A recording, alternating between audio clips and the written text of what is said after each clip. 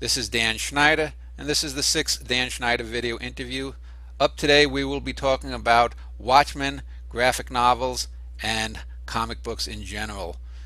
The two men you see before you are James Kelly, a comics expert and historian, and Jason Sanford, a science fiction writer and comics fan, and we will be back in a moment to discuss Watchmen.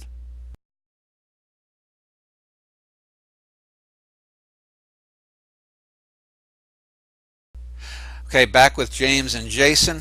And before we start, let's just give the viewers a little bit of sense of who you are. So James, I mentioned that you're a comics historian and expert, and I found you on a website called Sequart. If you want to just tell a little bit about yourself and your interest in comics. Thank you. Well, thank you for having me, Dan. I am a staff writer for sequart.org. I started blogging about 2 years ago, and I recently made the jump to Sequart, and it's an incredibly fantastic website. I mainly handle comic book analysis, but I also handle film and television, and I'm hoping to also make the jump into regular mainstream comic writing eventually. And I did actually read a series of seven, or I think it was seven articles on Frank Miller and Alan Moore, who did Watchmen, and that's where I got you from. Is that series complete, or are you going to be planning any follow-ups to that? Well, thanks to your request, I've actually thought of at least one more article I can do on the series, but it's mostly completed now. Okay. And Jason is a science fiction writer. And Jason, why don't you tell the folks a little bit about yourself and your interest in comics? Oh, absolutely. A science fiction writer, like you said, published in magazines like Asimov's, Analog, a whole bunch of stories in the British science fiction magazine Interzone. I was a finalist for the Nebula Award. My website's jasonsanford.com. You can find most of my information there if you need to. My interest in comics goes back to my childhood. In fact, my first comic I ever read was Godzilla number 21 when I was a child. Um, and went from there. Well read on all the comics from the late 70s up to the present point. Okay, and you mentioned Godzilla. I know in an email that was one of the few comics that I collected that had. I wasn't too big into the superhero genre really, but I was a big Godzilla fan. But anyway, let's talk a little bit about the history of comics and then graphic novels, because I think it would be a bit short-sighted to assume that 50 or 100 years from now, was someone to find this video on whatever replaces the internet, that there would be comic books, since 100 years ago there weren't, and art forms and things in general, no matter how stable they seem, like heavy metal music, for example, tend to fade. So maybe James, as the historian, can you give a little bit of a background, say, about just how comics evolved out of comic strips? Or Well, absolutely, and I don't want to already get into this, but I do have to disagree with you on comics being a dying medium because, to be blunt, people have been saying that comics have been a dying medium for 50 years and it's still going strong. So, comics actually the very earliest forms of comics come back all the way to ancient Egypt when they would first have images and at the bottom of the images would be words, and they were telling a story, and that was in many ways the first comic we ever had. But in terms of actual just what we consider comics, it started in the 19 one gentleman who was working for the newspapers was just looking at the comic strips and then looked at a sheet of paper, folded it in half, and realized I can reprint comic strips and we can make more money through the reprints. And through that, then eventually they started to think, well, wait a minute, we can also get original comics rather than just reprints. And that's what started comic books as a medium, really, to start off. And then from there, we have major comic books was much more than just superheroes, but the ones who really started boosting the comics medium into its own genuinely is two men, Jerry Siegel and Joe Shuster, who created Superman and they sold the rights for Superman to National Comics. And while that is a controversial issue, and we won't get into that, they then from there you get many more people writing and expanding the range of comics. And comics, as I said, it's not just superheroes, it's horror, it's romance, it's westerns, it's a lot of things all rising, and it becomes a genuine, absolutely respected and loved medium by millions until this man who was technically a doctor but really not a reliable doctor, I will say, Dr. Wortham published this misleading book that demonized comics and claimed that they were the source of juvenile delinquency, which, if you want to go by that, as many people said, like, all these kids read comics. Well, they also drank milk, and that's as reasonable a presumption that milk causes juvenile delinquency. And so then what happened after that is comics finally were at this nadir point when Marvel started boosting life back in with Stan Lee, Jack Kirby, and Steve Ditko really bringing life. And then as comics slowly became unafraid of the encumbersome Comics Code authority, they then started to become more artful and more relevant and speaking about the times that they were living in, and they also became darker. And finally, in the 1970s, greatest people for comics, Will Eisner, had finished a book that he called A Contract with God, and he was trying to describe it to his publishing agent, and he didn't want to use comic book because that didn't really describe what he had done. It was something that was more artful, a bit more mature, and it wasn't just a simple. It was much longer than a comic book, so he decided, well, it's a novel. It's a well, graphic novel, and that was how the term was coined. And from there, in the 1980s, you had Alan Moore and Dave Gibbons. Dave Gibbons is just as crucial a point in Watchmen.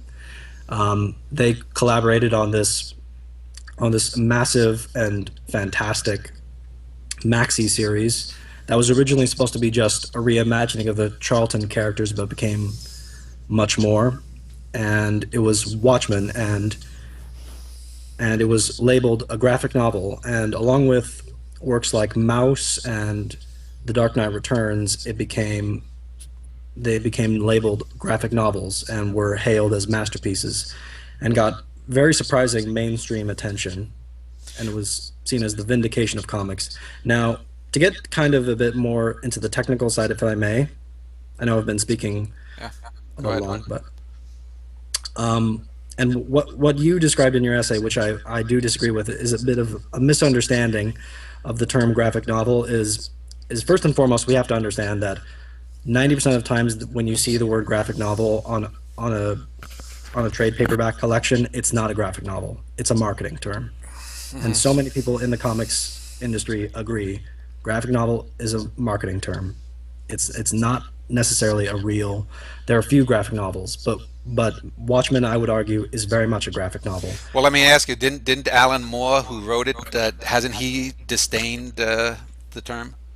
Oh yes, yes, he very much has, like, and the reason why is because and I understand completely, and I agree, is that why he hated the term was because it was used, like, he didn't mind actually Watchmen being considered a graphic novel, or his later work From Hell, Lost Girls, V for Vendetta. Those are graphic novels, because what a graphic novel should be is a single contained narrative that you can read.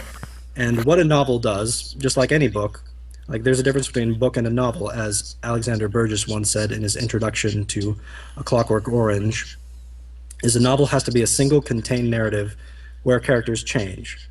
And that's what many graphic novels are. But unfortunately, there aren't that many. And why Alan Moore hated the term graphic novel was because, well, they used the term in relation to Watchmen, but they also used it in terms of just a collection of Green Lantern comics and a few Spider-Man comics. And just as much as I love some of those kinds of works and those trades, those aren't graphic novels. They're just trade paperback collections. So Okay, let me it's just. a marketing term. Yeah, I believe you said Alexander Burgess. It's Anthony Burgess. I Anthony believe. Burgess, my mistake. Yeah. Yes. Jason, do you have any comments before we end this segment?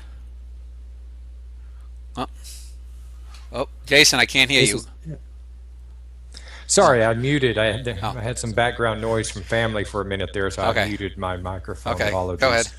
No, I agree about the difference between graphic novels and comic books. I mean, 100% there. Graphic novel has the confined narrative. It has the characters changing. Most comic books are not graphic novels, but that applies, to. I mean, there's a lot of different things. I wouldn't use the term novel to certain things that people call a novel. There's certain series out there that you read that I wouldn't use the term novel either. So I mean, it can apply to a lot more than just graphic novels. This issue. But no, I agree with that history. I thought it was a very concise, very accurate history of comics up to the mid '80s or so. The only thing I would add is that after Watchmen and The Dark Knight Returns, comics kind of entered what some call the dark period. Yes. The modern period, as opposed to the golden age of the 1930s and 40s and the silver age of the 60s and early 70s, where basically comics became more like The Dark Knight Returns and Watchmen, much darker themes tied in with superheroes and all that kind of stuff. But again, we can talk about that more in a minute. Yeah, why? Let's talk about the legacy and post Watchmen, post Okay. the '80s later on.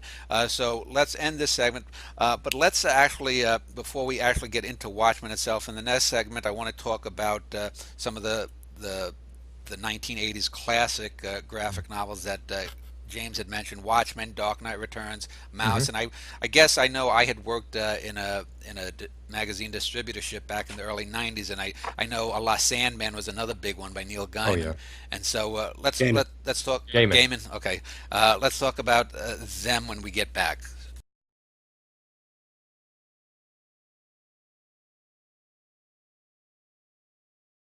Right. And we are back with James Kelly and Jason Sanford.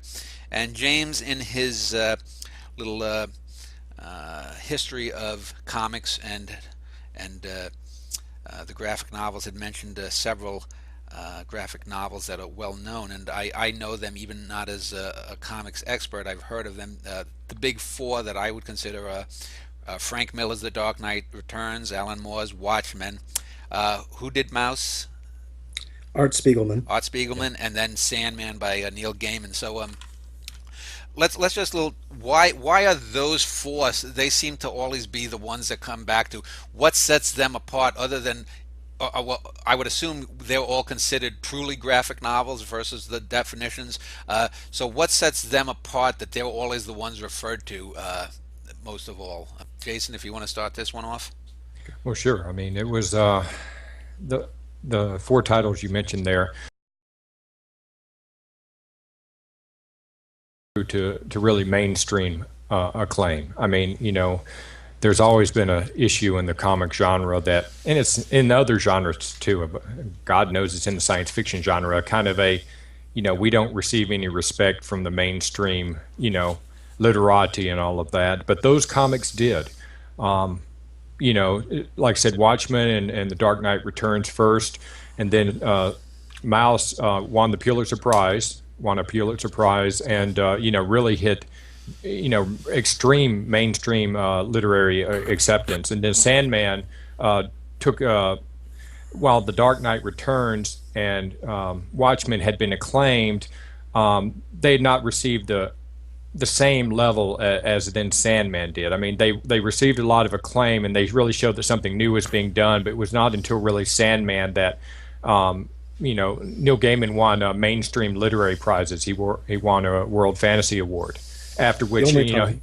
yes, the only time, because after he won it, they rewrote the rules so that no other comic or graphic novel could win that the best short story World Fantasy Award. But so it's really. I would say the mainstream acceptance is the big thing. I mean, they were doing things with those novels that were different, but not something that was so unexpected. For example, Alan Moore's Sandman comic book Well, really kind of set. Gaiman's comic Sandman. I'm Watchmen was sorry. Alan I'm Moore. sorry. I misspoke. Alan Moore's Swamp Thing. I meant Oh, to say so Swamp Thing. Yes. set the stage for a lot of this. And so that kind of, and in fact, in Sandman, you find a lot of allusions to Alan Moore's time on Swamp Thing. So there was, it wasn't like suddenly you turned a page and there was this totally new thing. There was a transition in those issues of Swamp Thing and in other comics. You saw a lot of the building up towards what became realized in those four titles you named. So to me, it's the mainstream acceptance. It's kind of suddenly people who never paid attention to comic books were like, wow, this is serious literature. But, those who had always read comic books were like, we've seen this before. It's different. There's different themes and different takes, and it's a darker edge, especially with The Dark Knight Returns and Watchmen. But, it wasn't as great a break as some of the people in the mainstream may have thought. How about you, James? Do you agree that it was the mainstream acceptance of these works, or was there something else that set them apart? Well, I do have to agree with Jason very much on the fact that honestly, I mean, part of the thing, and I wrote an article about this, is that really what Alan Moore and Frank Miller are is they're really the one exception to generally the major mainstream dismissal or mainstream lack of coverage for comic books is that their works were, and I do have to say that it's absolutely true. If you actually look at comics, really in the 70s, that's when they really started to become premier literature. You have Denny O'Neil working with fantastic artist Neil Adams and handling drug abuse and racism and so many deep, hard-cutting issues. You have Chris Claremont turning the X-Men into this brilliant allegory about racism and bigotry. And so comics had already become literary, but really what Alan Moore, Frank Miller, and Neil Gaiman did was they brought a sort of mainstream critical attention and praise. But that being said, I do say that Watchmen and The Dark Knight Returns are really special in the superhero genre because in many ways they were seen as the final these are the last superhero stories. This is as much as a superhero story really can go to these places, and they were fantastic for that. Well, let me just ask you. And You mentioned those are superhero genre. Obviously, Mouse, which is a Holocaust allegory, isn't superhero. Is at all. Sandman not considered a superhero then? Not at all. Not at No, all. no. That's a fantasy series. Okay. And Yeah. I I mean, because there's some. I didn't know that much about it. I might have skimmed one comic, but I've now read both Watchmen and Dark Knight Returns. So Sandman does touch on a few superhero themes. There's a little bit there of are some superhero crossover, appearances. but for the most part, you're right that it is a fantasy, and it could totally exist separate from the entire superhero genre, and you wouldn't know. okay. Although the thing that I love about it is that Neil Gaiman also made it completely within canon of the DC universe. Right. And Well, wasn't it a reworking of an earlier character? Correct. If only I at the read. very vaguest sense. Yes. For And we should Scott, say this is different than the Spider-Man version of Sandman, which is a totally different character. Correct. Correct. Yeah, Absolutely. Yeah, I wouldn't even mention it. It's a different thing. yeah. He started it did have some inspiration in reworking a far earlier Golden Age character, but that's where the resemblance and the similarities end. and personally, I would also say that the Sandman is. I don't like the term graphic novel being associated because Neil Gaiman has said he doesn't like the term being associated with it because Sandman absolutely, if you read the whole of the library, it definitely has a massive character arc and change, but if you read the individual collections, it's gradual. It's not really only about maybe one or two of the collections I could comfortably say that's a graphic novel.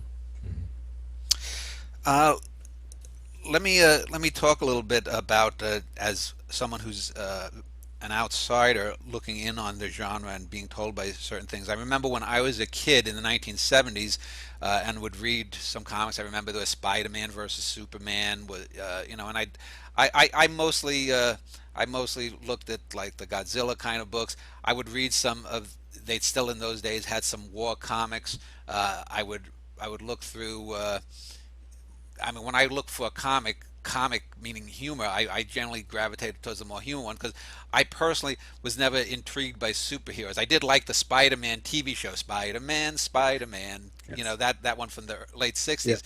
But then I remember when I worked in the early '90s at the magazine distributorship.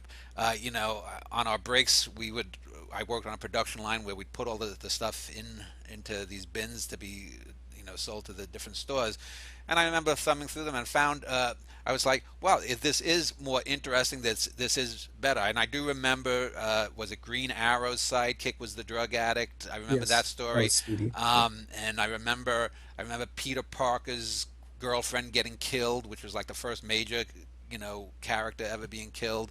But then I remember there was the death of the Superman story, which I know a lot of comics people didn't like or whatnot. But I thought that had a lot of going for it. I do remember one issue of actually Green Lantern sticks out in my mind where his local town has killed 6 million people or something, and the comic strip ends with you seeing him in the town. I think it was Hal Jordan, and Hal Jordan is going about his business, and then it ends up the last page. There's a fantasy, and you sort of see Green Lantern sort of weeping about the loss of the 6 or 7 million people. I think it was called Coast City. And I remember thinking, well, that was good because 2 or 3 pages earlier, you didn't really get an abrupt change that said this is a dream, and so that showed me a sophistication that I hadn't seen 20 years earlier in the comics and the storytelling ability.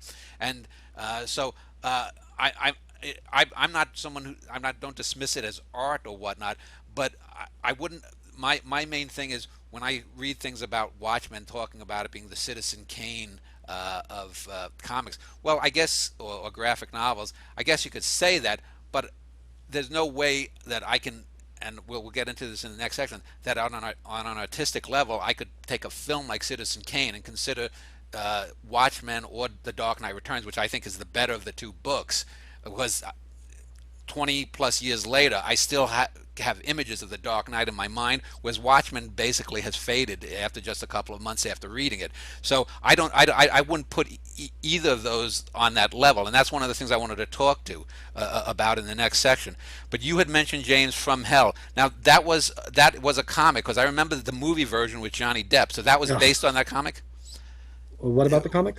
That movie was based on the comic. Yes. Now let me add. Based is a very Yeah, strong term. yeah. I'd say loosely based. Well, let me just ask you, because I remember when I watched that film with my wife about 10, 12 years ago, whenever it came out, I remember there's the scene, and I thought it was Jack the Ripper movies always have issues, but I thought it was a good, solid rendition of it until we saw William Gull's eyes go black. And I wanted to ask, was that in the comics, or was that something they did just for the I, film?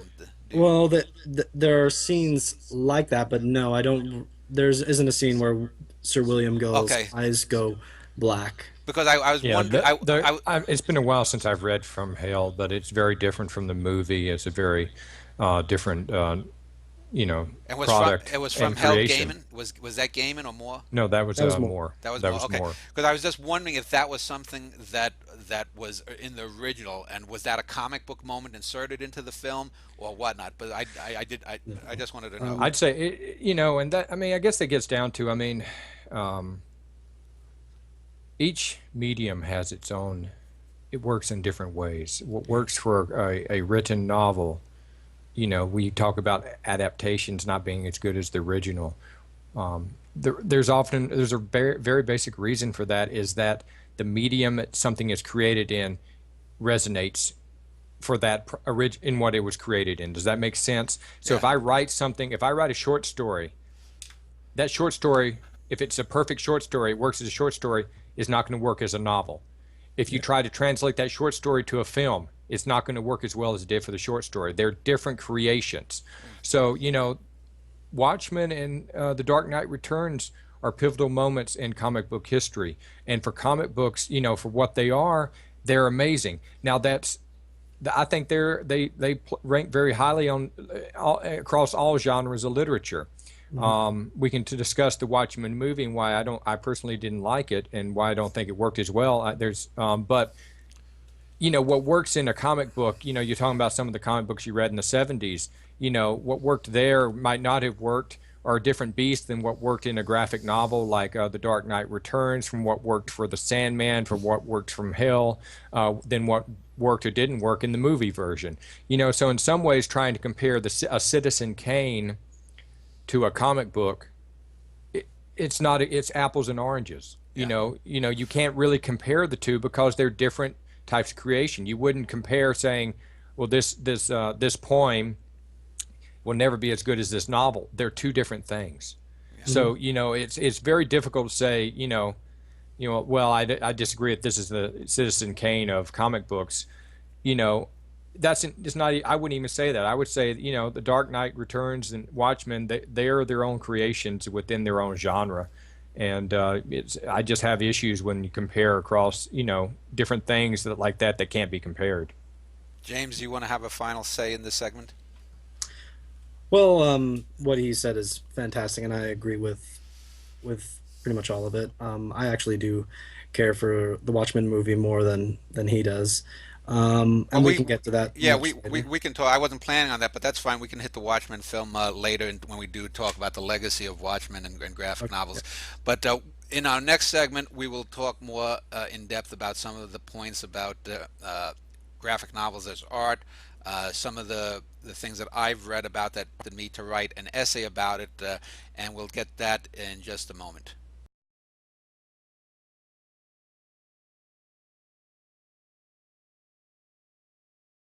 Back with Jason and James, and in this segment I want to talk about Watchmen specifically. And I wrote an essay a couple of months ago, and the reason I wrote the essay was I'm actually going to be starting a trilogy of novels myself where I'm trying to deal with genre writing. So I'm going to do a trilogy that starts off with the first book a Western, the second book is going to be a spy thriller, and it's going to end with a science fiction one, and it deals with the idea of the hero, the anti-hero, and the superhero.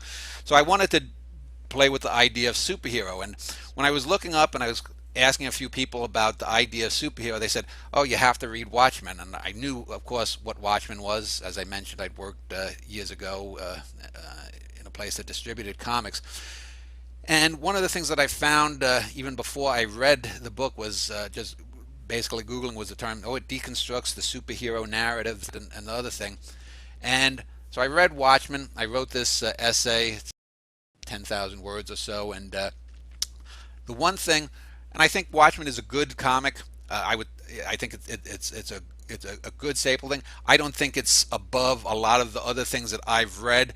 Like I said, I thought Dark Knight Returns was a superior work of art, but I didn't find anything deconstructive in Watchmen. And let me just, before I get you guys in, for example, when you deconstruct something, you have to sort of be able to step aside or step outside, look at it, put a spin on it. It's sort of like stepping sideways or breaking a fourth wall and saying to the reader, okay, we know Superman is a guy who flies around in his tights and he's a big weenie and whatnot, so let's have a little fun with that. I don't see any of that in Watchmen. What I saw is more glorification of genres. For example, Dr. Manhattan is sort of the archetype of the 1960s Marvel nuclear accident. He's the only real superhero or superpowered being in the book. The girl, the Silk Spectre, is just there. There's nothing done, and she's just an ornament, which isn't me deconstructing the fact that female characters, in early comics were ornaments. That's just emulating it. And then you have the other characters that we'll get into, like Rorschach. For me, is probably, most people agree, he's probably the most interesting of the characters. Night Owl is sort of a Batman knockoff. The Comedian, to me, is a Nick Fury knockoff from Marvel. So let's talk about deconstruction. If either one of you want to jump in, why do you think Watchmen is deconstructive versus what I've just said about it? Well, James? I'll jump in. Okay. Well, I think, and you're fair to be critical of people just tossing around deconstructive. It's very deconstructive, because what I think was misunderstood, and maybe I think you yourself maybe are appropriating, is that when they said deconstructive, they meant deconstruction deconstructing the genres and like the archetypes, really just trying to what's I would describe as kind of trying to cut through the lobster's hard shell and really get inside and really understand what these characters are and who they really are. And so that's really what Alan Moore had done so many times before. He had done that with this, to be blunt, kind of very idiotic character of Marvel Man in his work Miracle Man, and really tried to find this very poetic and brilliant masterpiece in there. And with Swamp Thing, he similarly kind of looked at the premise and thought, well, it's a great idea, but it doesn't really work. We need to really take this character apart and really make what's left work. And so when Alan Moore and Frank Miller, although, and yes, Frank Miller too, were labeled with deconstruction, it was really them looking at the archetypes and trying to find what's really beneath the surface, what's really makes these characters who they are. And that's really, to me, what part of the brilliance of Watchmen is. And I'm about to write a series of essays just looking chapter by chapter on it. And I think I disagree with you. Honestly, part of the fun of Watchmen is that there is no moral judgment. Alan Moore is very careful, and the work that springs to mind that also is like this is V for Vendetta, where he says what these characters are like and lets you, the reader, decide ultimately if they are right. And actually, despite, go ahead. Yeah, despite Rorschach being a very fun character, and in past readings I thought, like, yeah, he's the moral center, he is the model. For the readings I realized, no, he is not. He is just another character who operates under certain principles that people instantly are sort of galvanized and magnetized towards, just like people are very much attracted to Holden Caulfield at first, just because they think, oh wow, he's telling it like it is. But then later on you realize that Holden Caulfield is a really insecure and poor soul, and Rorschach is a very confused person. Yeah. And so, okay, Jason, I agree with that, actually. And that's in some ways the problem is you're trying to read, and Dan, you've come to Watchmen to read it decades after it was published. So you're not coming from the same point of view as when it was first released. Now, despite what I said, that there, and there were Jason, let me just ask you one thing. Is it also the fact that I read it at the age 49 and not 19? Is it something with being middle-aged versus young? Well, no, I personally don't think so. I mean, I don't think so. Okay, but let me finish what I'm saying. Here's my point: is you're reading it with lots of cultural history that you've absorbed. Now, I know you don't read a lot of comic book history, but there's no way that you could have gone the last few decades without seeing superhero movies, without seeing superheroes really move into mainstream acceptance. And one reason they've moved into such mainstream acceptance is because we now have superheroes that have angst, that have depth, that are psychotic. I mean, some of the, quite psychotic, we have a lot, it's a more real world version of what it would be like if we had superheroes. Before Watchmen, before The Dark Knight Returns, that was rare. Now, there were exceptions. Like I said, Swamp Thing by Alan Moore did touch on some superhero issues where you had this happening.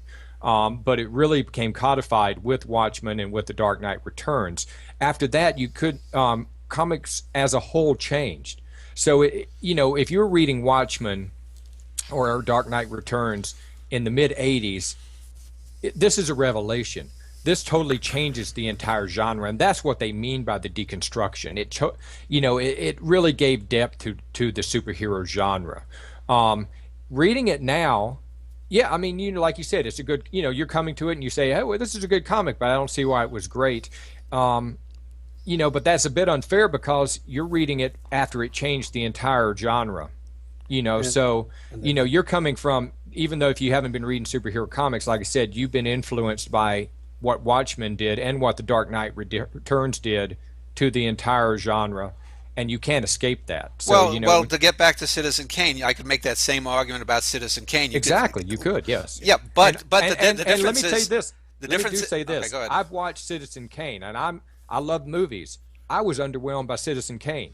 I said, well, what's the big deal about this? I mean, it was an okay movie. I didn't think it was a great movie for the same reason, because I've seen all these decades of movies that took what Citizen Kane did and kept it going, so it had become internalized in me. Now, but I also know that without Citizen Kane, that would not have happened. Yeah. So does that take away from what Citizen Kane did, that it's been mimicked and has spread throughout the culture? No. But when I watch Citizen Kane now, it's a good movie to a very good movie, but I've watched it one time and I'll never watch it again because it didn't resonate with me. I agree. I agree that Citizen Kane is overrated, and I've never understood why it was the number one movie. It's not even Welles' best movie, but that's for another show to talk about Orson Welles. But the thing though is that if you watch Citizen Kane, or you can pick out any movie, 2001: A Space Odyssey or something, that might even be a better comparison because that's something that no one's ever even gone back to do that in a sci-fi film, really, that kind of depth. You haven't seen Interstellar, I see. No, but I will. just putting that out there. Okay, but something like Kane, I can go back and see it, and I can see something more. I know one of the things, not Alan Moore, but Moore, M-O-R-E. Yes. But when I, for example, when I read Watchmen, after about, and I read the book, which I guess was originally 12 separate issues. So after about the fourth chapter, I basically knew, and I'm going to give a spoiler here, so mute your, if you don't like spoilers for a 30-year-old work. I knew, for example, that Adrian Veidt was the bad guy, and I knew that he was going to have some big, over-the-ass, stupid thing. I knew, for example, that Dr. Manhattan was going to become less involved with humanity. I didn't know the specific that he'd end up killing Rorschach, but you knew these guys. You knew that the impotent Dan Dryberg was going to get involved with the girl who's the ornament. These were things that I saw. If I go back to Citizen Kane, while I do think it's overrated, and I would probably put it at a near great to great level, though. There are things that I can go back and I can see a performance of Joseph Cotten or something that I can say, oh, I didn't notice that before. There's no moments in Citizen Kane though when I watch it though that I'm going. I don't think anyone, let's say, who first watched it knows that Rosebud is the sled. But I knew Adrian Veidt was the bad guy, and to me that's the difference between something that you can at least make an argument for greatness. Now, I want to get back to Dark Knight Returns because I think that's the better work, and I think that actually does deconstruct the genre more than Watchmen, and I'll tell you why as an outsider. You had 50 years by that time. That came out in, what, 86? Same year as Watchmen, right? Yeah. They were the same year. Okay, yes. So almost 50 years after Batman came out, and I still have in my mind, I have the image of Batman clobbering Superman, the Joker. I don't think he kills the Joker, but there's the Joker's lying in the sewer, and there's like a gang of Clockwork Orange like youth that are terrorizing Gotham City or something, and there are specific images, and that's playing off the past genre of Batman specifically, and we know Superman's a weenie, and I even though I was never a big DC fan, everyone loved when I think Batman clobbers Superman, because Superman is such a fucking putz. But you don't have right. Those types of moment in Watchmen because you had mentioned Charlton Comics, which I read they were based on some of these characters. That I guess that wasn't one of the big two comics. So these comics were on. These characters that they were based on were less known. But I think if you want to deconstruct something, it has to be out there. You can deconstruct Citizen Kane. It's hard to deconstruct, say, an obscure play that was produced just 3 times in Lithuania in 1924. Well, now one thing is he was trying to base it on some of the older characters in Watchmen, but he couldn't do it because they couldn't get the rights. Correct me if I'm wrong, James. Well, actually, no, it wasn't that. It was just that when he wrote it very specifically for the Charlton characters, but the editor realized that after Watchmen would be done, that there would be no way to use the Charlton characters again. So he said, make them your own characters. And so that's when he... Okay, so that's when he decided that really it would be more the archetypes, that these characters would be more... Right. I mean, I would agree with... I mean, Dan, for what it's worth, I do agree. I mean, I really love both Watchmen and Dark Knight Returns. Of the two, though, I think Dark Knight Returns is the better novel, but that's like I said, I think they're both at the level of greatness for the comic medium. But I do prefer The Dark Knight Returns. And part of the reason is, like you said, because there is all that cultural history with Batman. So it is, even now, if you read it, it is kind of a startling look at a superhero we think we know so well. Now, that's part of it. That's what you get when you can play with cultural history. There's also a lot of downside when you try doing that. A lot of attempts to play with Batman's history and all that fail miserably. So it takes a real singular talent and ability to do what Frank Miller did with The Dark Knight Returns. Now, for what it's worth, there's a sequel to The Dark Knight Returns, which was not anywhere near as successful. I personally I liked it myself. It's not the same level as the original. I liked it, the sequel, but and he he took a much more campy look at and attempt to play with Batman's myth and all of that, and it just didn't work as well. So sometimes you write the story at the right time, and it resonates in a certain way. So, but Watchmen, like I said, I have issues with that whole deconstruction, because I think a lot of people who threw that term out there for these comics were, again, mainstream literary types who, up until that point, had ignored comic books. So suddenly they're like, oh, they are deconstructing comic books. And what instead, I would say the better thing to say is that those comic books took comic book telling to a whole nother level. And, that would be a better way to say it. Yes, you're right. The Dark Knight Returns does do what we would consider deconstruction more than Watchmen. But I would say, and it's the same with Sandman, they took storytelling in the comic book medium to a whole nother level. And that's really where their greatness lies. And again, it's hard to read either of those two comics, The Dark Knight Returns or Watchmen, without the cultural baggage that you've picked up over the last few decades from how they changed the whole superhero narrative. Now, for what it's worth, I think Sandman, I of all the ones we've liked, I like Sandman the best. Mouse is a great comic too, and I reread that every few years. And it's telling that I got my kids, one's in 7th grade and one's in 10th grade. They've read Mouse several times each also, and it still resonates. So, but that's, in some ways, Mouse is kind of an outlier too. Mouse existed separately from the comic book medium, and it was always Art Spiegelman. He's a great artist. I'm not knocking him, but he was always kind of outsider to the comic book genre, if you know what I'm saying. He had a lot more literary acceptance. The minute Mouse came out, it was feted and acclaimed by the very people who never believed they would read a comic book. So I'm kind of rambling, but you see what I'm saying? I would say that Sandman, Frank Miller's Dark Knight Returns, and Watchmen really are more about they stepped up and created high literature out of comic books. James, you look like you're ready to jump in. Go ahead. Yes. Okay. Well, first off, I have to say it right now. I strongly disagree with you on Laurie Juspecic or the Silk Spectre.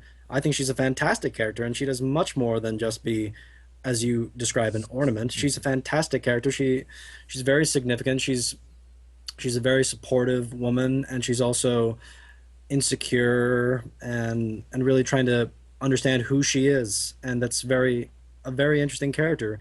And Alan Moore is fantastic with writing female characters, and I think she is a very strong character in the piece. Now, what I somewhat disagree with Jason in that I came to Watchmen when I was 16. It had been out for over 20 years by then, and honestly, it resonated completely with me. It was a very strong work, and I think it's like any great novel. It stands the test of time. You can pick it up having never read superhero comics and just say, that's very good.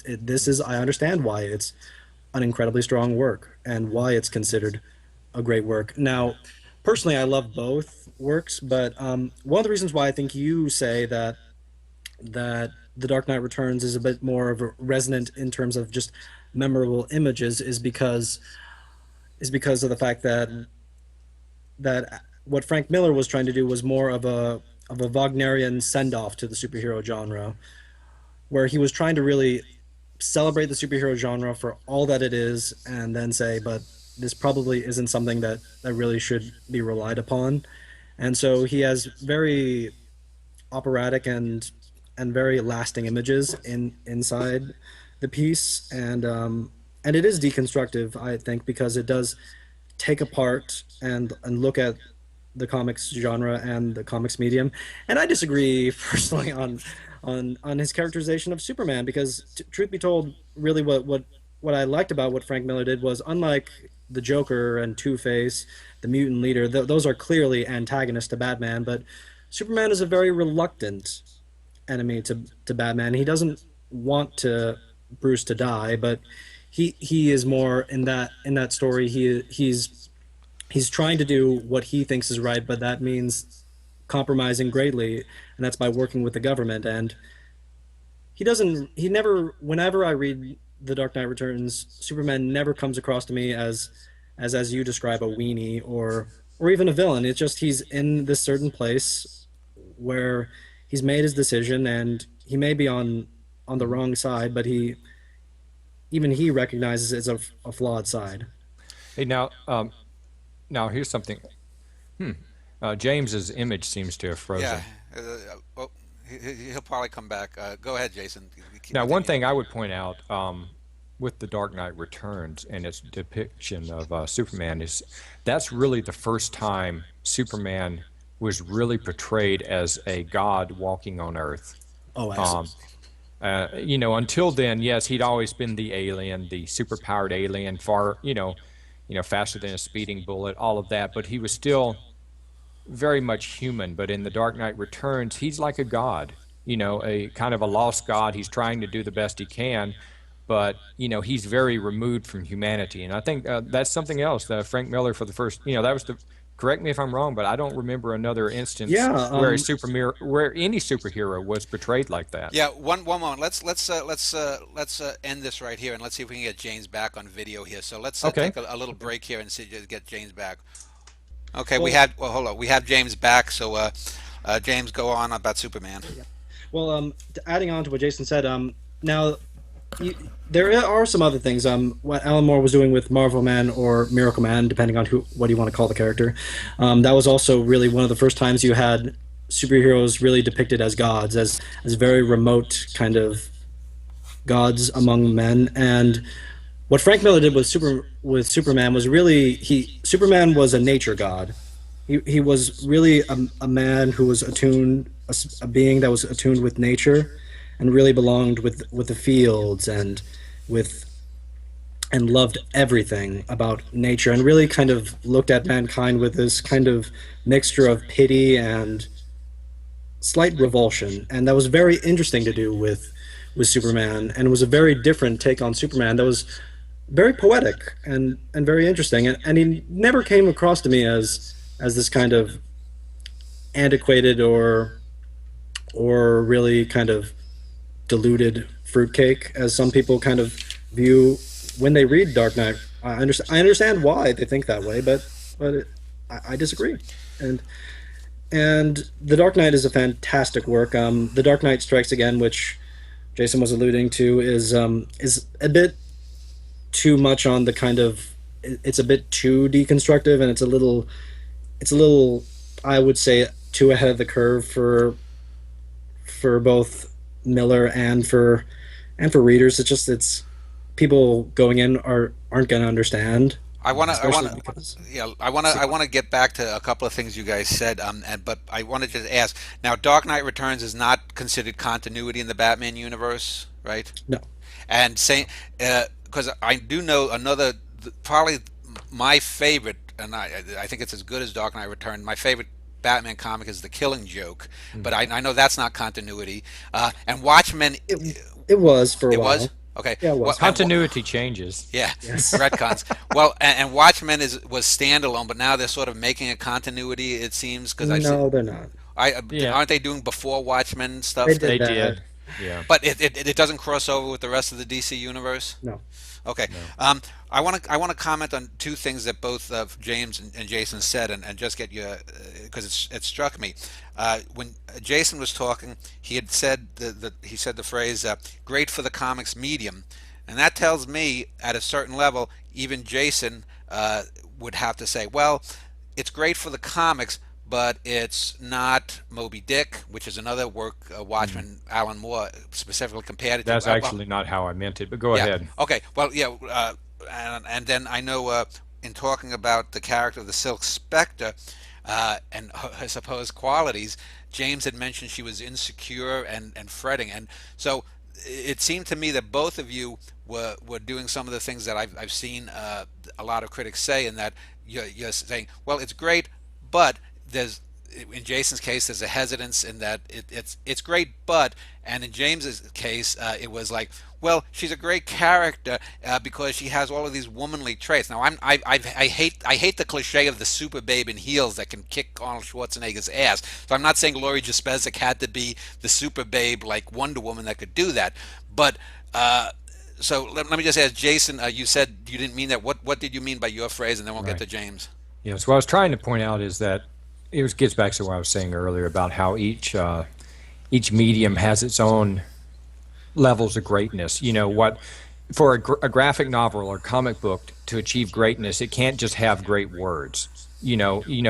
Poor art with great words are not going to create a great graphic novel. You have to have it, the mixture of the imagery and the words and the story, the whole thing. And that's, gets back to why I was saying it's hard to compare a Citizen Kane as a film to a Dark Knight Returns as a graphic novel to, Ode to a Grecian Urn as a poem. They're different things. They have different standards of greatness. Now, that said, as literature, if you throw everything into the batch, I would include The Dark Knight Returns, Watchmen, and Sandman ranked among the great literature of the 20th century. That's across all genres, across everything, even though it's hard to compare, like I said, the different types of writing and even visual arts and all of that. But the story of Watchmen, for example, it exists within the story of superheroes. It exists within the story of comic books. And, it's like trying to read a novel if you don't know anything. If you approach Watchmen and you don't know anything about comic book superheroes, I think you'll be a bit lost, and you won't. It's like trying to approach, say, Citizen Kane, for example, without knowing anything about the Great Depression and without knowing anything about, inequality in the United States, without knowing anything about American history and the moguls and I keep hearing a beeping. Is there? I don't hear it. Do you hear a beeping, James? No, I don't. Okay. Okay. Anyway, but I guess that's what I was trying to get at. I wasn't trying to qualify the greatness of the comic itself. Okay. I was trying to qualify that its greatness exists within the genre it's created, because that's the way it works in our society. And my apology, okay. I had Twitter open. I was getting tweets. Okay. Okay, James, regarding the Jaspezic character and your earlier comment. Well, what exactly were you? Well, you had said that she was a great character and did a lot, and then you had mentioned, well, she's insecure and whatnot. I saw basically at best an archetype of the sort of 1950s, 1960s era woman in comics. I didn't see anything that really put her. She hops from Manhattan's bed to the bed of Dryburgh. She's there. She listens and whatnot, but she doesn't particularly do anything in the end. And in the end, she ends up covering up the mass murder too. So. Well, we can get to that in a little bit, okay. but really, what Laurie is to me is she's a very interesting character, and I think one of the things that by mentioning her insecurity, you think that that's almost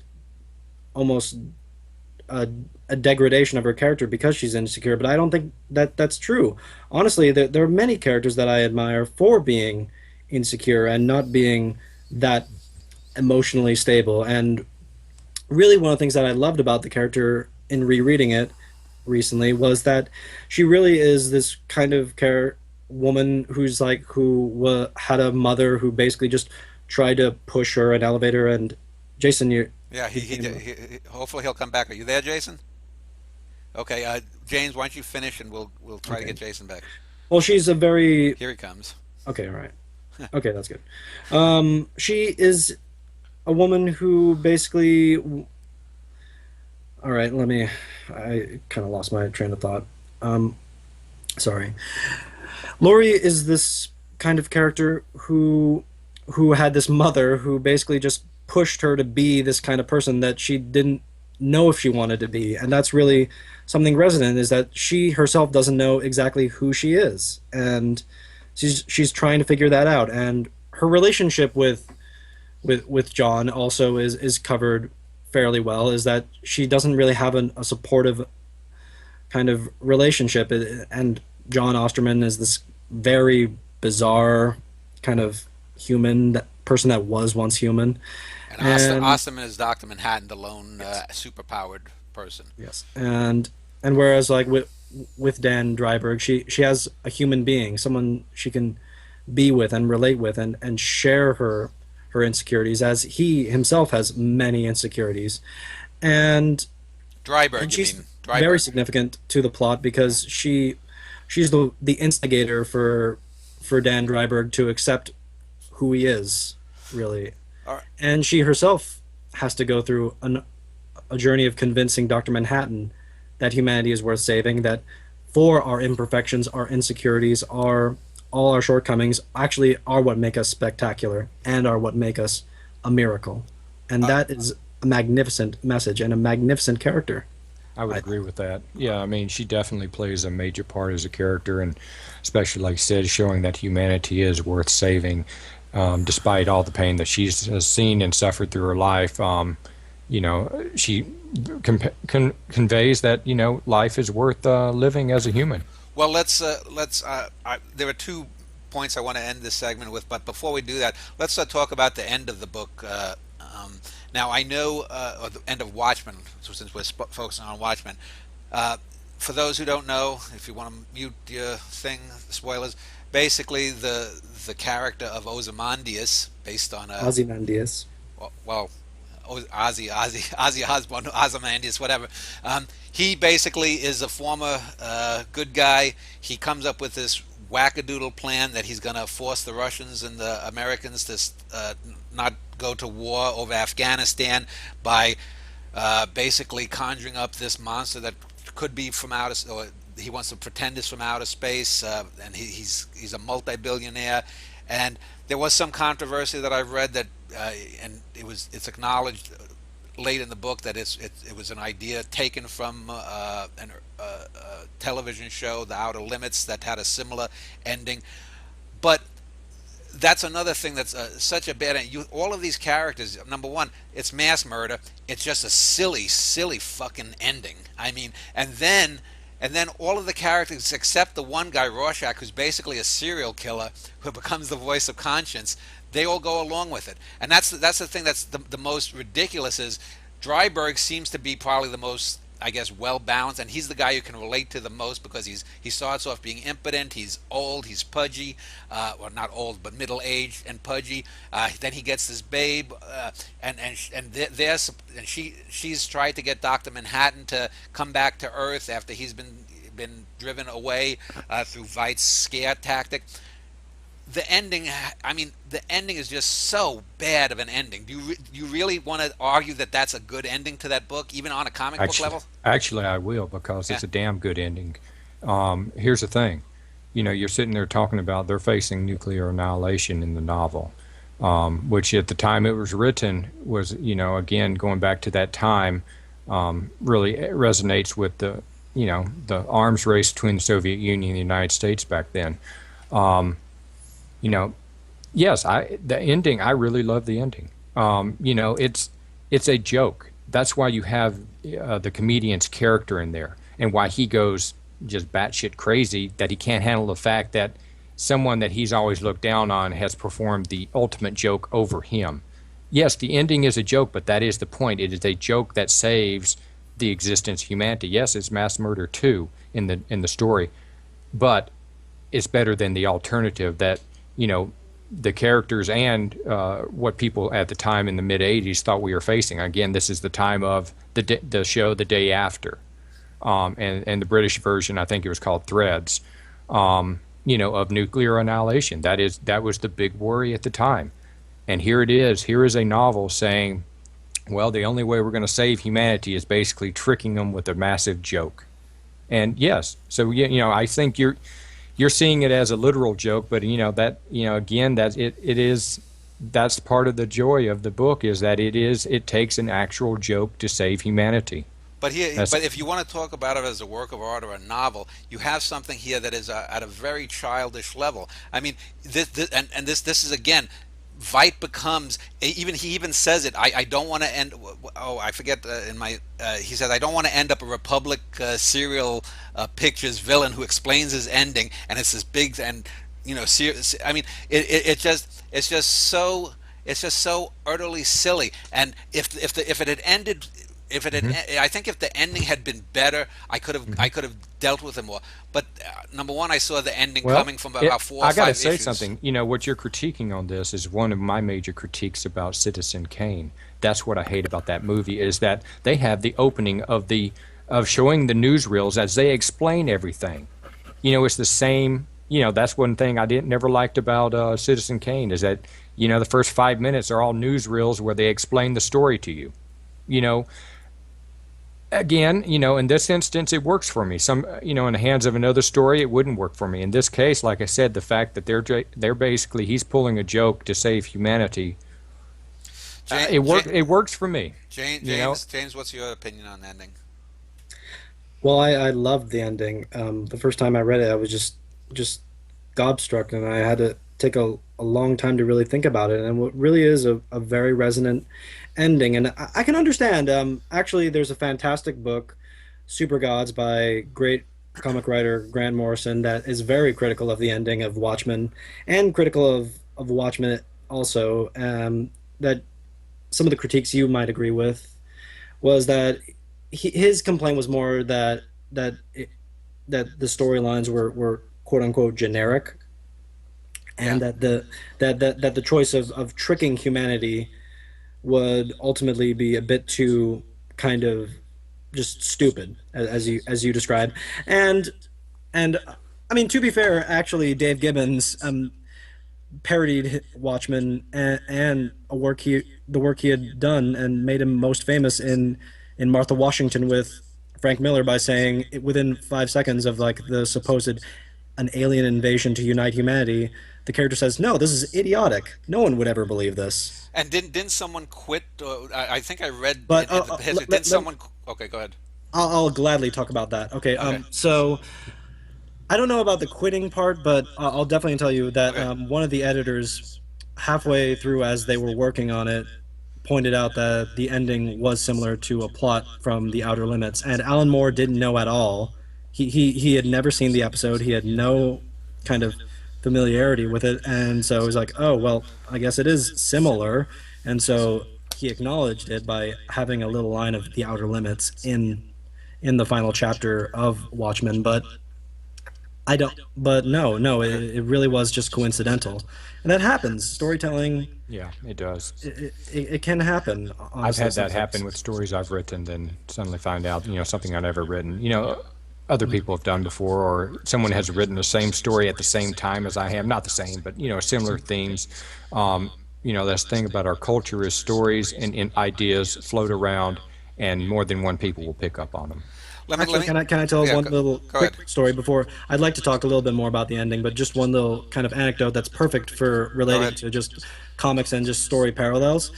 Neil Gaiman, he had this grand, wonderful story in mind for Sandman that he was going to tell, and then he suddenly read this book and said, "This is my story. Crap, this is my story. I'm like, he's done it. I'm not going to do it." And he actually wrote to the author complaining, like, "You've written my story. Like, now I can't tell my story." But then the author was very flattered and wrote back, "The purpose of storytelling is to tell a story again. Tell your story." And so Neil Gaiman said, "Okay, I will." And he ended up writing Sandman, A Game of You.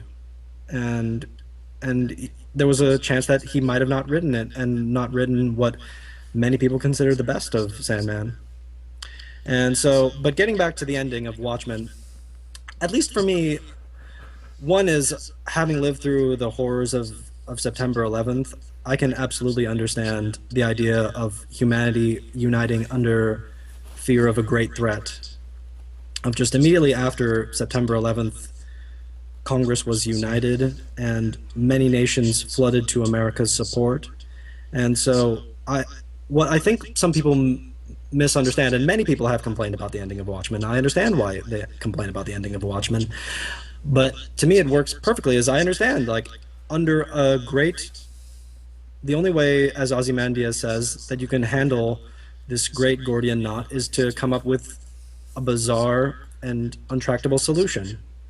And so the solution is a great common threat, a great common threat. And he also says, like, Hitler once said that people will swallow lies provided they're big enough, and he comes up with this crazy lie, but people will, like, when they see the bodies, then that's why I think it's so resonant, those 4 splash pages of just nothing but human bodies dead with this horrendous alien beak. That would just send so many terrors to human beings, and it sent like shocks and just horror to me. Regarding the ending, though, I think, see, if they hadn't, if they had said that Watchmen to me is a celebration of all that's come before in comics and the culmination of the 50 years, that would have, I could live with that kind of ending, because to me it's a comic book ending. It's not an ending that because supposedly Watchmen is set in the quote unquote real world. We have Richard Nixon as the dictator slash president. We have Well, that was just critics. That was just critics. That yeah. was just critics saying that this is the real world. It's Yeah. absolutely not the real world No, because Well, absolutely yeah, not. I know, but it's a realer version of the world than, say, Superman, because we only have the one freak guy who gets the superpowers, Doctor But Manhattan. you're like you said, that is a comic book ending, and Yeah. but it is within its genre. I mean, that's how you're reading it, and that's why it works. If you had that kind of ending in a highly realistic literary novel, that wouldn't work. Yeah. But again, it ties back into the story you're telling and the medium you're telling it in, on whether or not something works. Now, granted, there's some bad writing that doesn't matter which genre you write it in, it's going to be bad. There's some artwork that's going to be bad no matter where you use it. So there's certain obviously there's standards that exist across all mediums, but that's why it works, because it's in the comic book medium, and that's why it resonates, because people who read the story are coming to it from a comic book medium. Now, to bring this section towards the end, I just wanted to say one thing about Grant Morrison. I had mentioned the Killing Joke, and I remember I think one night when I do my notes when I'm off from work, I work overnight, so I'll do notes for my next books or whatnot. I was listening to some YouTube oh yes, yeah. podcast, and I heard him say that he thought that the ending of the Killing Joke was that the Joker gets killed, and I question I question that, because I looked at that and I don't see any evidence for anything of that he was claiming in that. So I think he sort of is the kind of person who just likes to lob these little Molotov cocktails about things out there, and I don't know if he necessarily believes them. That's just my take on things I've read from Grant Morrison Right. about other writers, but Well, that ending, I mean, I didn't get that point when I read it the first time, so I read his comment too, that, and I said, no, I didn't see that either. So, Well, yeah. I mean, to me at least, that's part of brilliant comic telling from Alan Moore is ambiguity. And one of the reasons why I love the Watchmen ending is it's left up to you. Really, honestly, one can see it as a comic book happy ending. On the other side, it's a very disturbing ending, almost as disturbing as this ending of Marvel Man, of just this utopia that's supposedly created under false pretenses, under a great lie. Is that really justified? It's up to you, the reader. That is great literature right there. Why does Rorschach take off his mask at the end? Is it because he is willing? He can only compromise when he's Walter Kovacs? Is it because he knows he is deep down Walter Kovacs and wants to die as a human being? Well, Why does that happen? That's left up to you to decide. That is great literature to me. And the ambiguity of that final brilliant line of just, "I leave it entirely in your hands," and Yeah, he and a the person. fact that we don't know if it's going to come out, if Rorschach's going to get published, his stuff. That's the best part of the ending. The thing, the one thing with Rorschach too, though, is I found the Rorschach. I would have preferred if we didn't get the whole thing with his mother's a whore and he's beaten up and he's picked on and this and that. Again, it would have been, I think, much more interesting if we don't know why the hell this guy is screwed up. You don't, to me, when you're going to do literature, especially if you're going to do something that's as archetypal as comic books or superheroes, I think you should let the characters. You can hint at something, but you have to leave these little interstices in between that people can put together. And I thought Rorschach, I would agree, is the best sketched of all the characters, but the worst part of Rorschach is that whole backstory about the whore of a mother. Right. Well, Um, I do have to say one thing on that is, again, when Watchmen was published back in the mid '80s, until then, everything negative in any character's life was all hinted at. You mhm, know, so it was all because you couldn't say anything. okay. Now again, there were exceptions to that, but it was a medium in which people, the comics code and editors and writers felt heavily restrained on what they could say about the backstory of characters. Well, as example, Um, we still don't know the real story of the Joker, do we? I mean, there's been a few, No. so, you know. But let me do two things to end up this section. I wanted to give two comparisons that stuck in my mind about the praise that Watchmen got, and I don't know, James. Are you familiar with foreign films at all? Do you A little bit, yes. have you ever watched Jean-Luc Godard's Breathless? I have not. Okay. Have you, Jason? no, Okay. no. Well, I won't use that example then, but I'll just give a brief rundown. Basically, Godard started the French New Wave, which was more kinetic filmmaking. It wasn't in the studio, and the New Wave of filmmaking swept the '60s. Hmm. And Breathless was basically his take on film noir. And when I watched it, it Okay. was basically just indulging all the film noir stereotypes, and that's what I felt when I watched Watchmen. But I'll give you a more recent example then, and I don't have cable television, but I do watch sometimes at work, the jobs I've had where they've had cable, and I've seen clips online. And when I've seen about 10 or 12 episodes of The Sopranos, I think of Watchmen because to me, The Sopranos is just a television knockoff of Goodfellas, which Goodfellas is a great film. The Sopranos is not a great television series, and not only is it not a great television series, but it's not even realistic. A friend of mine on my e-list had a great. He talked about the first 10 minutes of the first episode of The Sopranos, where in the middle of a New Jersey mall, Tony Soprano orders one of his hitmen to hit someone over the head with a bat, which is like the dumbest possible thing, but it's a movie cliche. And so when people talk to me about The Sopranos being the greatest television show of all time, I'm like, what the fuck have you watched? Because I mean, there's no way, shape, or form that you can argue that. So I'm sure both of you have probably watched The Sopranos. Do you? Uh, So I'm sorry, but I understand why.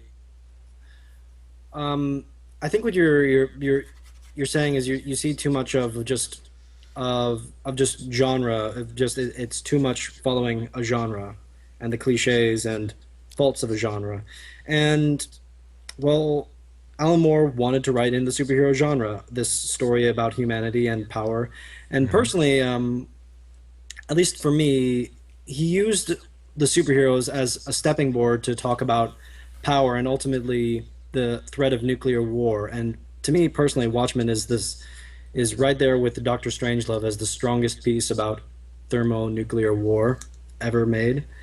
And I think what you're complaining about though, I understand is like just genre of like when Frank Miller wrote and drew the Fantastic Sin City, he was doing all of the noir cliches and noir characters, but that's what he wanted to do, and it works fantastic for me. And I understand like superheroes are somewhat of a predictable genre, but at the same time, Watchmen does not follow the predictable genre because we don't know if Ozymandias is ever condemned, and it's actually even left up to the readers to decide if he even is a bad person and what he has done is bad. Well, let me And let me end this segment, and I want to give you examples of two things that I think deconstruct comics, truly deconstruct it, uh, and let me see what you think. The first one is something that I came up with a couple of weeks ago. I was thinking of the old Batman Adam West show, which to me is truly deconstructive. A lot of people dismiss it. And in fact, I just yesterday I saw, or a day or two ago, I saw on the humor site crack.com, they have an article, 5 Reasons the 60s Batman TV Show is Better Than You Think. And there you have the deconstruction. There's the famous scene in the Batman 1966 movie where Adam West, I think, is running around the docks holding a bomb, and a marching band is coming, and then orphans are coming, and then nuns are coming, and he can't get rid of the bomb, and it totally highlights the absurdity of it. And that whole show with the whether it's Frank Gorshin as the Riddler, whether it's Cesar Romero as the Joker, there are all little things that not only parody 60s counterculture at the time, but parody what came in comic book. And then the second example that I want to give, I'm not a fan of his films by any stretch of the imagination. I thought M. Night Shyamalan's The Sixth Sense was overrated, and most of his films are crap. But his second film that I saw, Unbreakable, where you have Bruce Willis de facto becoming a superhero, you don't find out until about maybe 3/4 into that film that he may be becoming a superhero. So you're basically getting the origin story of a superhero that you're not even really aware of until 3/4 of the way in. And if you look back in the first half of the film, you can see little things that you can say, oh, this is what he may become, what kind of a superhero. So those two things, Batman and Unbreakable, do Right. either of you have a comment on those as deconstructive of Yeah, let me comics? handle this. Yeah, on the I'm gonna put this out there first. Okay. Deconstruction is boring without a good story. Um, you know, the you can deconstruct literature, film, or anything like that, but unless you have a great story that you're pulling people along with, who gives a shit? Excuse my language, but deconstruction is boring. Yeah, the Batman of the '60s parodied, deconstructed, if you want. A lot of the superhero stuff, yeah, absolutely. But for the most part, the stories were crap, and I don't like to watch it because it's because it gets back to the story. On an intellectual level, if I want to sit down and watch the series and say, hey, I can see what they're doing here, I've done that before too, and that's but again, it gets back to the story.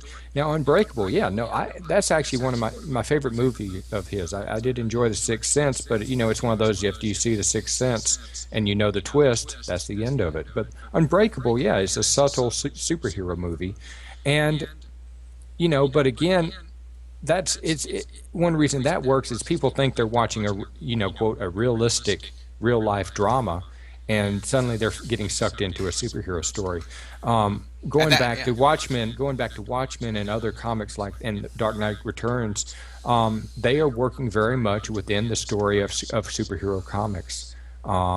If someone doesn't like superheroes, they're not going to like the stories.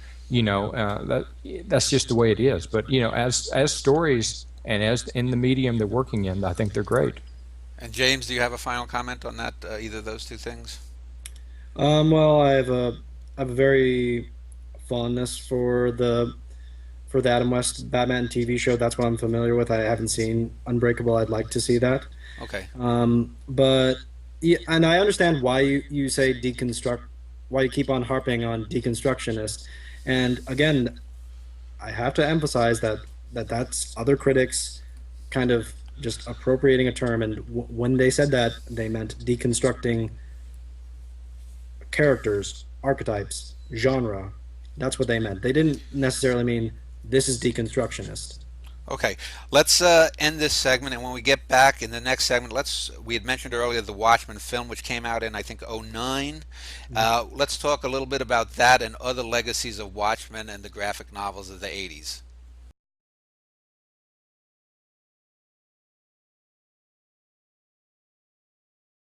Back with James Kelly, the comics expert, and Jason Sanford, the sci about Watchmen graphic novels. And in this segment, we're going to just take a little detour.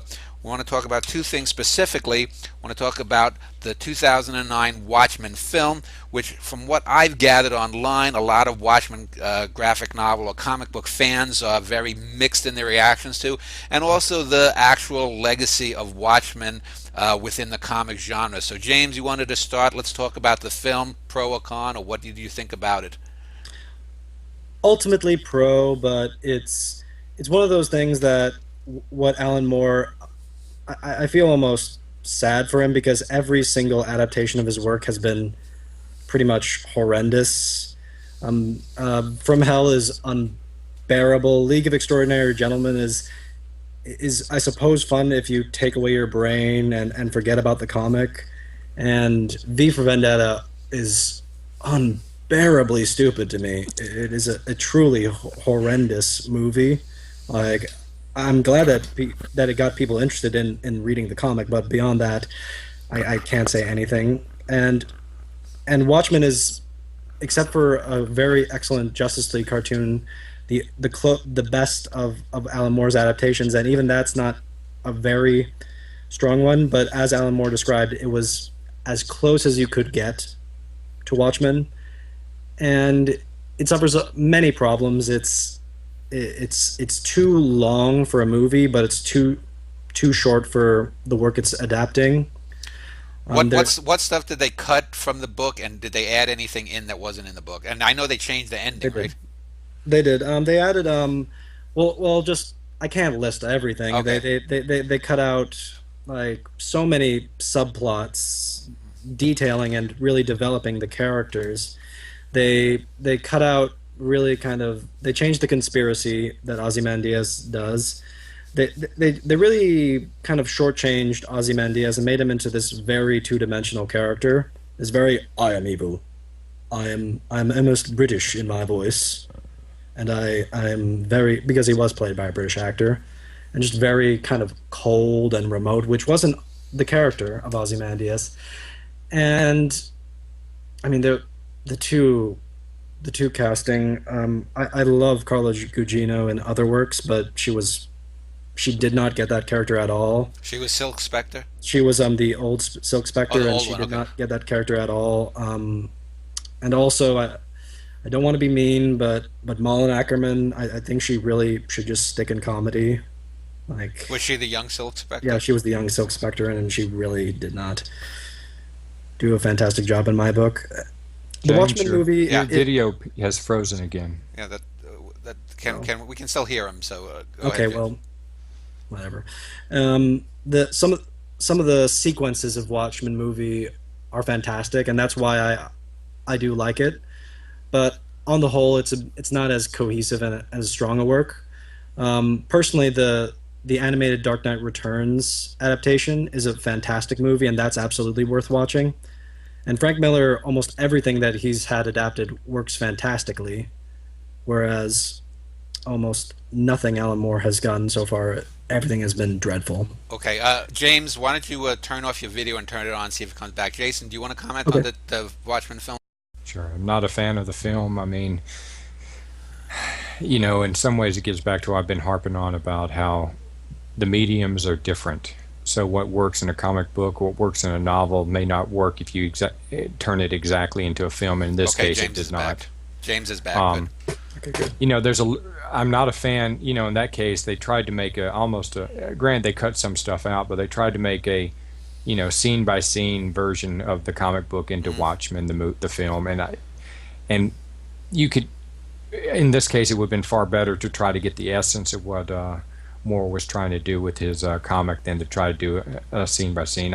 For example, I'm not a fan of the Sin City film. I love the Yeah, comic I didn't. books. I I thought, and again, it was a case where something that works brilliantly in the graphic novel medium, when translated again scene by scene, word by word into a movie, did not work because there it's just like no, it doesn't. It Yeah. just failed for me. But no, I mean, so I couldn't even. Yeah, the Watchmen movie. my Less lone said, the better. my lone comment. I saw maybe about two or three clips about 20 minutes. I remember the scene in the book where Rorschach is in. He breaks the glass on the line when they're Hmm. getting their food, and he throws hot lard or something into another prisoner's face, and he goes, "You are in here with me," not and that worked in the comic book. I thought it was just laughable. Not that it was really the actor's fault, uh, No. but it was just to me such a silly scene in the book, and that's yeah, and you always have that. A filmmaker needs to be able to take the essence of it, and Hmm. even if it's just the 30 or 30% of what you can get in the whole thing, you have to make it somehow different, but get a Right. similar effect. Well, I mean that's just the difficulty of adaptation, and when Stanley Kubrick was adapting The Shining, I mean, as much as the Stephen King, it's very crystal clear in the book that there are ghosts, the place is haunted. That doesn't really work in a movie, and Yeah. that's why Stanley Kubrick had to say no, that this is going to be ambiguous until the very end of whether or not just Jack Nicholson's character is just insane, if Yeah. he's Right. just And it imagining works. this. It's a classic movie. It's a great movie. Mhm. And Stephen King hates it. He says it's a horrible adaptation because they didn't make it exactly like he wrote it. If Kubrick had done the film exactly like along the lines of what King had written, it wouldn't be a great film.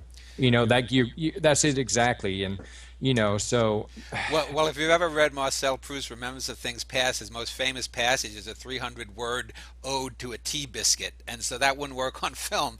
But let's talk about then the actual legacy in the comics. You guys had mentioned the darkness, and I've read in reading up on Watchmen, a lot of people said that. They blame Moore and Miller for basically starting the cliches that in order to be deep, you have to be dark. Yeah. Talk about that in the last Well, 25, 30 oh yeah, years. if I could jump in on that. Yeah, no, I agree. I mean, that's a major irritation of mine with comics these days is, and what is groundbreaking in one decade later becomes cliche. And it's such a cliche now, and it really I cannot read most superhero comics anymore, but for that very reason, we need someone to come along and, perhaps that's the end. Perhaps Frank Miller was right when he did The Dark Knight Returns. This is the end of comic book superheroes. In some ways, I don't think it was quite as prophetic along the way it actually went, but the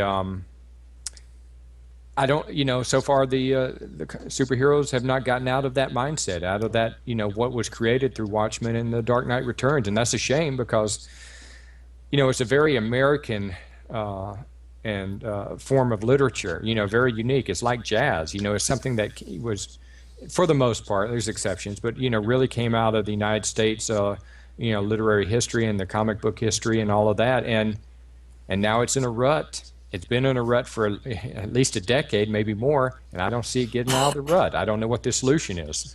James, what is your comments?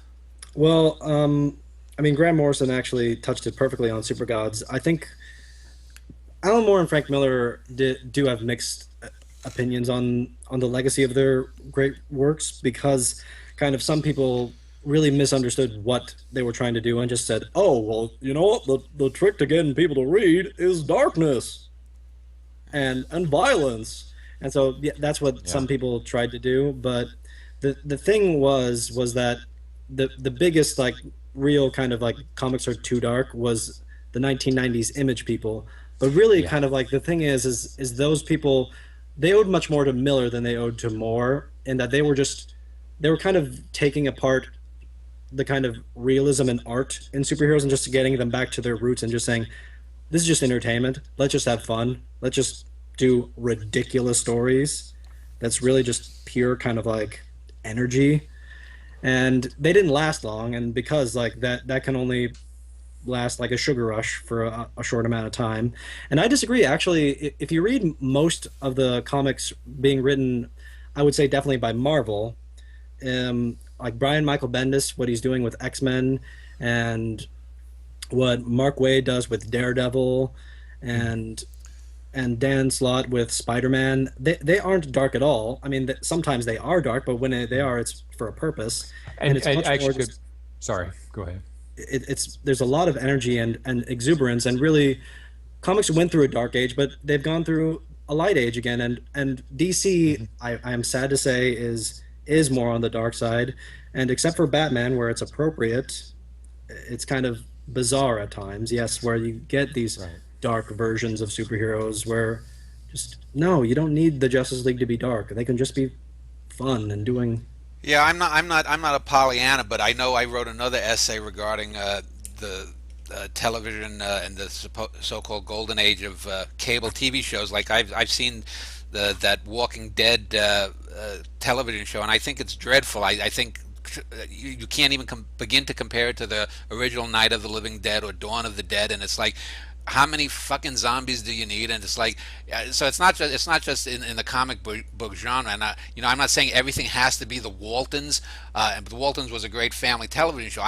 Would like to see some shows where people are dealing realistically with. But if you look on cable TV, it's all like a. It suffers a lot from that too. But so let's. Here, Go ahead. actually, real quick, Dan. Yeah. And when I say that comics book superheroes in the rut, there are exceptions, as James mentioned, and actually some good ones. The new Batgirl series seems to be breaking the mold of what superhero comics could be. The Miss Marvel series is a great one. So there's some series out there that do tend to are kind of getting a bit lighter touch, and part of it, I need a sense of hope in my fiction. I don't want to ignore the negative aspects of life, the negative aspects of living in this world, the horrible things people do to each other. But at the end of the day, humanity has a sense of hope which drives us forward. And the Walking Dead series, I read the graphic novels. Well, that's based. I didn't know that was based on a comic book as well. It is Oh, indeed. okay. And I Okay. read the originals. Tried watching the show. I wasn't a fan, but I stopped reading the graphic novels because they didn't have that sense of hope. That there is a sense that when bad things happen, people tend to come together and work together, and they help each other. There are exceptions, obviously. Yes. There's effed up people in the world, but we've reached a point with a lot of graphic novels and comics where it's all negative, and there's never a redeeming person out there, and it's all. And that I think is going to die. I hope, So I say it's in a rut, but my hope is that it will change again. I mean, personally, I say it's already pretty much died. If you look Yeah. at most of mainstream Marvel, it's very much like the movies where it's very optimistic and Hmm. and kind of like not light, but just a good balance of tone. Okay. But Okay, well, let's wrap up this segment. In our final segment, we'll give James and Jason a final say on whatever they want to on comics and the future of the medium. And that'll be coming up in just a moment.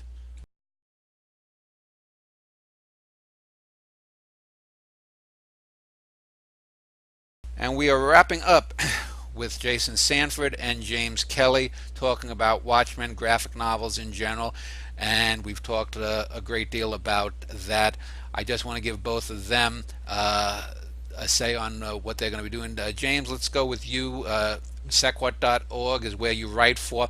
What is coming up for you in the next few months? You said you were going to continue some on Watchmen, or what? yes, yes, I'm working on a series of essays on Watchmen chapter by chapter to analyze it. I'm also going to work on a series of articles about Frank Miller's Daredevil run, which is a fantastic run of comics, and I'm also continuing my series about the fantastic TV series I, Claudius. So look for all those articles on sequart.org, along with many other fantastic articles on Sequart. It's a fantastic website for critical analysis. And also just look out for me because I am also a comic book writer myself, and I have several projects in development.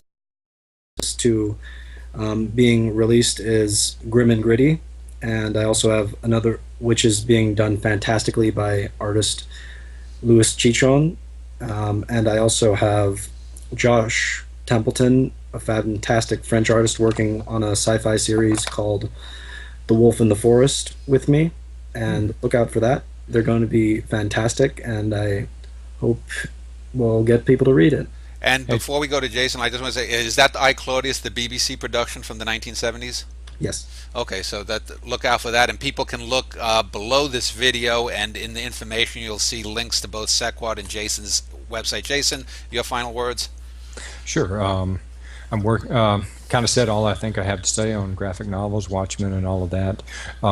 in the near future. I'm actually today. I've been working on editorial revisions to a story. Editor wanted some minor changes, so I hopefully have a number of short stories coming out in the near future here. How about a novel, Jason? You got a novel finally. Yeah. Funny thing is, I did finished a novel last year, but it turns out it was not linear enough. So I am working on I'll go back and redo that one at some point, but I'm working on a young adult novel, and I'm optimistic. I think that'll be my first one published. I hope to have that one finished. Oh, I'm aiming for late April, early May, for having that wrapped up and getting ready to send out to people.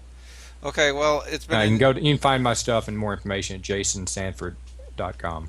Okay, and it's been an enjoyable conversation. Whether you agree with James or Jason or me, I would say it sounds like I've been hard on the medium, and it's not that I'm hard on the medium. It's just I've always sort of felt that, like has been mentioned, apples and oranges, and I think when you try to say an apple is an orange, you're going to get a lot more pushback, and you should just let an apple be an apple and an orange be an orange. But we'll let it go at that. My next interview will be in 2 weeks with an independent filmmaker that emailed me out of the blue, showed me his film. It has some potential. His name is Michael Jason Allen, so that'll be the next one coming up in 2 weeks. Thank you to Jason. Thank you to James, and stay tuned. Thank you for having me. Goodbye. Yes, thank you. Okay.